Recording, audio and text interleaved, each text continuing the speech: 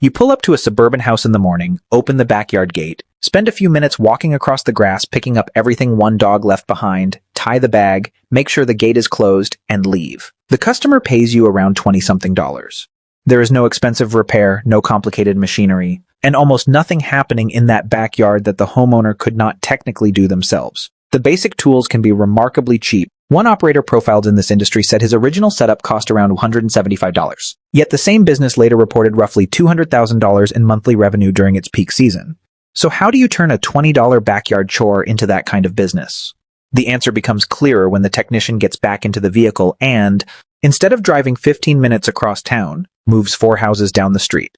Because one $20 yard is barely a business. A street full of them is a route. Almost everything about the individual transaction looks too small to support a serious company. The equipment is cheap, the service is simple, the invoice is modest, and a homeowner can look through the window and reasonably wonder why anyone would pay another person to do something that takes only a few minutes. But the company is not trying to make one backyard impressive. It is trying to make the same small transaction happen again and again, at addresses close enough together that very little of the technician's day disappears between them. The second yard may require roughly the same amount of scooping as the first, but the company barely had to travel to reach it. The third customer might be around the corner. The fourth could live across the street. Now, the technician who appeared to be driving around town for tiny invoices is spending less of the day moving and more of it completing paid stops. That difference matters because the actual cleanup can be surprisingly fast. In the business profiled in the video we reviewed, the owner described a larger yard as taking around 7 or 8 minutes to clean, while a complete stop, including the company's normal process, could take roughly 10 to 12 minutes. That process includes systematically scanning the yard, handling the waste, securing the gate, photographing it, and disinfecting equipment before moving on. If the service takes 10 minutes but the drive to the next customer takes 15, the company has just spent more time reaching the poop than picking it up. And that is where the economics begin to look strange. Move the exact same customer 3 houses away and almost nothing about the service changes. Same dog, same yard, same approximate invoice. Different address, completely different value to the route. This is why simply saying that dog poop cleanup works because it has recurring subscriptions does not go far enough. You could have 100 weekly customers spread randomly across an entire metro area and spend a huge portion of the day driving between them. Another company could have the same 100 customers packed into several neighborhoods and complete the same number of services with far less movement. Recurring revenue tells you that the customers will probably be there again. Route density determines how efficiently you can reach them. And the recurring part of this business is unusually powerful because successfully completing the service does not eliminate the underlying problem for very long. A junk removal company can empty a garage and may not be needed again for years. A pressure washing company can clean a driveway that stays presentable for months. But a dog poop technician can leave a backyard perfectly clean on Tuesday morning, and the dog begins creating next Tuesday's job almost immediately. The technician removes this week's problem while the dog quietly begins manufacturing the next one. That means the company does not have to wait for something to break again or persuade the customer to invent a new project. The same animal keeps recreating the same small chore, which allows the business to acquire the customer once and potentially service that address dozens of times. One operator in the video described an average customer of around $100 per month and said roughly 5% of customers leave each month. Using those figures, the company estimated average customer lifetime revenue at roughly $2,000. Now, the $20 first visit looks very different. If one service becomes a customer relationship worth hundreds or potentially thousands of dollars over time, then the first invoice was never the most interesting part of the economics. The prize is the same gate opening again next Tuesday.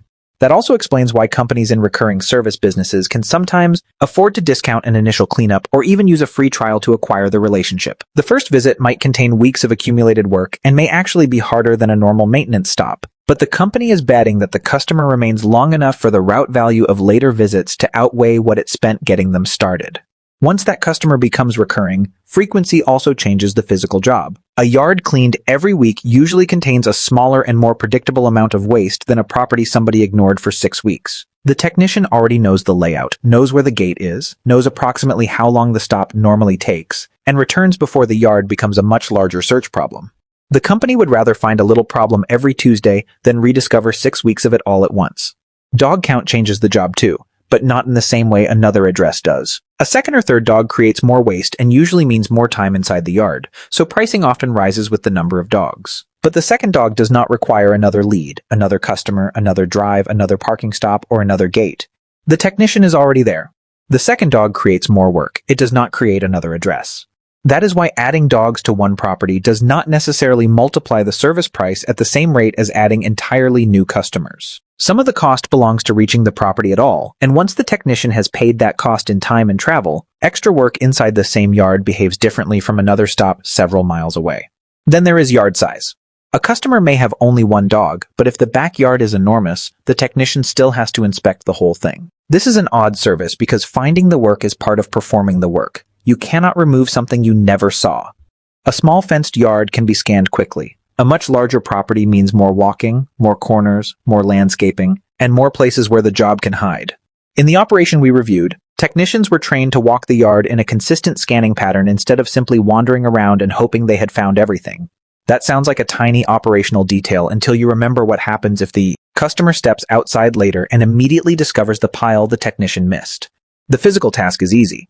Delivering it consistently is much harder. The founders of the featured business said the service they originally encountered before starting their own company had poor systems, missed visits, weak communication, and messy billing. They believed the opportunity was not that nobody knew how to pick up dog poop, it was that the service could be delivered far more reliably. That difference becomes particularly important at the gate. A technician is entering a private backyard where someone's dog may live, so failing to secure the gate properly is not a minor inconvenience. The company featured in the video photographs the closed, latched gate after every visit and sends the image to the customer, and the owner said roughly a third of the company's reviews mention that gate photo. Think about what that says about the product. Customers are supposedly paying to have waste removed, yet one of the service details they remember most is proof that the gate was closed correctly. The scoop may be the service. The closed gate is the trust. That trust also allows one of the biggest operational advantages in the model. The customer often does not need to participate in the appointment at all. If the technician has exterior access, they can arrive, enter the yard, complete the service, secure the gate, document the visit, and leave without turning each $20 stop into a conversation at the front door. At this ticket size, 5 extra minutes of waiting or talking does not sound important until it happens at 20 or 30 houses in the same day. Then the company is giving away hours.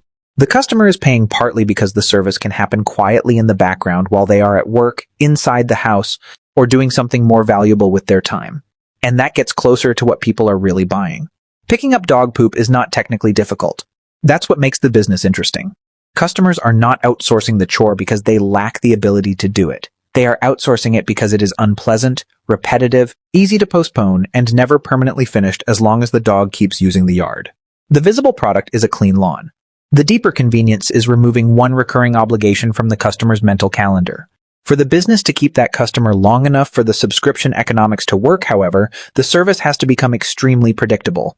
The technician needs to arrive when expected, follow the same process, avoid missing waste, disinfect equipment, secure the gate, confirm completion, and move efficiently to the next stop. None of these actions are individually difficult, but once a company repeats them across hundreds or thousands of customers, tiny inconsistencies multiply. One forgotten gate photo becomes several. One slow technician becomes a delayed route. A few missed stops become cancellations. A small billing problem repeated across hundreds of subscriptions becomes a much larger operational problem. This is why the cheap equipment is almost a distraction. The rake and bucket may be enough to perform the physical service, but the scaled business begins to depend on something much harder to buy, a reliable operating system around the route. The featured company makes this unusually clear. Its owner said he would rather have one location with 1,000 or 2,000 customers than 30 locations with only 150 customers each, specifically because concentrating customers improves route density. When evaluating new markets, the company even looks at satellite imagery to see how closely houses are positioned and how large the average yards appear, because both affect profitability. That gives this business one of its most counterintuitive characteristics. A new customer can make an old customer more profitable simply by living nearby. Imagine a technician already cleans 6 yards inside one subdivision every Tuesday. A 7th homeowner signs up halfway between 2 existing stops. That new customer obviously contributes their own revenue, but they also add almost no geographic stretch to the route. Now compare that with somebody willing to pay substantially more, but living 25 minutes outside the cluster. The second customer produces the larger invoice. The first may produce the better business. In a route company, the address can matter almost as much as the price. This is also why a referral from the person next door can be unusually valuable. In many businesses, a referral simply creates another sale. Here, a nearby referral creates another sale while simultaneously making the geography of existing sales slightly better. If an operator can add several customers inside one neighborhood, there may even be situations where earning slightly less from each individual yard is worth it, because the overall route becomes easier to serve. The company can make less from one stop and more from the neighborhood. At scale, this difference becomes enormous. The featured business said technicians were cleaning around 30 yards a day, and at its particular route density, one employee could typically handle around 150 clients. Those figures belong to that specific operation rather than the entire industry, but they reveal how important geographic efficiency becomes. 30 yards in one day leaves very little space for useless movement. An 8-minute cleaning stop followed by a 2-minute drive fits very differently into a workday than the same stop followed by 15 minutes of traffic. An unlocked gate fits differently from a locked one. A familiar small yard behaves differently from a surprise half-acre property. When the individual invoices are small, tiny inefficiencies become expensive because they repeat so many times. And at that point, the business stops looking like scooping and starts looking like logistics. Once hundreds of recurring properties are sitting on a map, somebody has to decide which technician gets which streets, how the stops should be ordered, whether a new customer strengthens or stretches the route, and when one geographic cluster is dense enough to justify putting another employee into it. The company in the video showed roughly 1,500 weekly customers on its Spokane route map alone. At that size, routing is not something administrative happening behind the service. Routing is part of the economics of the service itself. That is also why growth can fool an operator. Imagine the first technician has an excellent Tuesday route. Their stops are close together, they already know the yards, the customers rarely need to be home, and most of the workday is spent actually completing services. The owner sees that full schedule and hires another technician. Immediately, the company has created more service capacity. But it has not created another neighborhood. If the second technician receives a scattered set of customers spread across the city, their calendar might look equally full, while their economics are much worse because far more of the day disappears behind the windshield. Adding a technician creates service capacity. It does not create neighboring yards. The company, therefore, cannot simply collect customers randomly and assume size will solve geography later. It has to build the next route deliberately enough that another worker can reproduce the density of the first one. That is the difference between building a customer list and building a route. A customer list tells you how many people are paying. A route tells you whether those customers can actually be served efficiently. And recurring revenue does not make the larger company free to operate. The featured operator said field and office labor were running around 30 to 35% in the larger operation, while office space, trucks, fleet maintenance, software, marketing, and other overhead added further costs. The physical service may be cheap. The organization around it is not. That is why a company can begin with a rake, a dustpan, disinfectant, and an inexpensive vehicle, then eventually find itself managing technicians, trucks, route software, customer service staff, advertising budgets, billing systems, training, and thousands of recurring appointments. The scoop never became complicated. Everything around the scoop did. Commercial work pushes the same model in another direction. Instead of entering individual residential gates, one apartment community or property manager can control a much larger recurring waste problem, including common areas and pet waste stations. The company we reviewed said commercial work was still only a relatively small portion of its business at the time, but it was already servicing apartment properties and saw additional potential there. The appeal is straightforward. Residential route density tries to place many customers behind nearby gates. Commercial work can sometimes place more recurring work behind one customer relationship. But the residential route reveals the economics most clearly, because the value of a customer can change simply by moving their house on the map. Go back to the first yard from this morning. At 8 o'clock, it looked almost absurd. A vehicle pulled up. A worker stepped into a backyard carrying simple tools. A few minutes later, the company earned an invoice small enough to disappear inside the cost structure of many other home service businesses. But that yard was never supposed to support the company alone. Its value comes from what happens around it. The technician already knows the property. The homeowner does not need to be sold again next Tuesday. The dog continually recreates the need. The gate can be accessed without a meeting. The service can be completed predictably. And when the technician leaves, another paying customer is ideally 30 seconds away. Then another. Then another. That is why the most valuable thing in the vehicle is not the rake, the bucket, or even the number of names on the customer list. It is the arrangement of those names on a map. It is why one more dog at the same house behaves differently from one more house across town. It is why the first cleanup matters less than whether the customer remains subscribed. It is why something as small as a gate photo can protect retention. It is why a cheaper customer next door can be more attractive than a more expensive one miles away. It is why one operator would rather concentrate thousands of customers inside a market than scatter tiny clusters across dozens of locations. And it is why hiring another technician does not truly scale the operation until there is another dense route waiting for them. A dog poop cleanup company does not make money because picking up poop is difficult. It makes money because the same simple, unpleasant chore keeps returning at the same addresses. And when enough of those addresses sit close together, dozens of tiny recurring invoices begin behaving like one efficient system. The customer is not paying to have the yard cleaned once.